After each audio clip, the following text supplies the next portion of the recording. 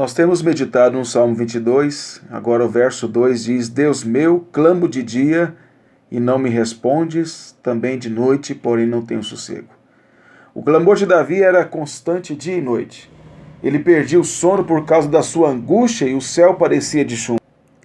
É terrível quando vivemos momentos assim, que o nosso clamor por justiça da parte de Deus, por socorro, por livramento, não é respondida.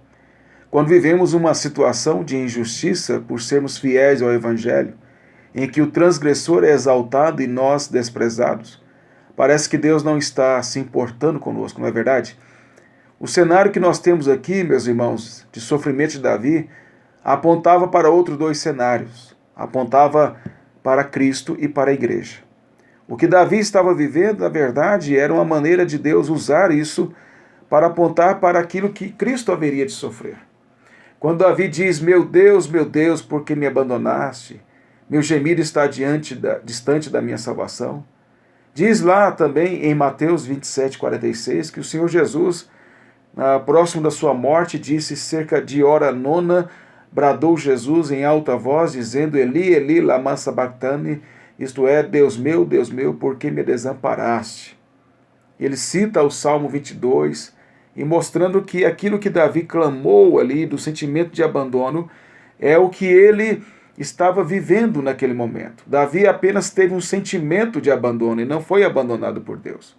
Como o professor que eu citei no áudio anterior, que apenas observa os seus alunos enquanto fazem a prova, mas está presente na sala. Mas o que o Senhor Jesus sentiu foi a ira do Pai sobre ele. Aquilo que era para nós foi colocado sobre ele. Ele sentiu o maior desamparo que alguém pode suportar. Ele suportou aquilo que eu e você não poderíamos suportar. A ira do Pai. O Pai moeu o Filho em nosso lugar. Ele tornou-se maldito para que pudéssemos ser benditos do Pai. O pecado que era sobre nós, pecado que nos levaria à punição justa, foi colocado sobre ele e ele foi moído por causa das nossas transgressões. Mas também há uma aplicação também para a igreja, porque a Bíblia diz que nós devemos nos identificar com Cristo, não de fazer sacrifícios, porque ele já fez por nós, mas estar prontos a sofrer por causa dele, por causa do Evangelho. E Paulo diz isso em Romanos 8:16-18, o Espírito mesmo testifica com o nosso Espírito que somos filhos de Deus, e se filhos também herdeiros, herdeiros de Deus e co-herdeiros de Cristo, se é certo que com ele padecemos, para que também com ele sejamos glorificados. Ou seja, nós temos que padecer com ele, sofrer por causa dele, sofrer por causa da verdade, por causa do Evangelho. Pois tenho para mim, Paulo diz, as aflições deste tempo presente não se podem comparar com a glória que há de nos ser revelada. O que isso quer dizer é que, assim como Davi sentia o desamparo de Deus, mas não estava vivendo o desprezo absoluto de Deus, ele apontava através da sua experiência, para o sofrimento de Cristo, que sofreu plenamente o desprezo e a ira do Pai em nosso lugar. A igreja se sente, às vezes, desamparada em alguns momentos na história, mas ela jamais é desamparada de fato. Ela apenas caminha com Cristo e ela se identifica com Cristo nesse sofrimento. Ela passa por dificuldades porque o mundo odeia Cristo e ao odiar Cristo odeia a igreja.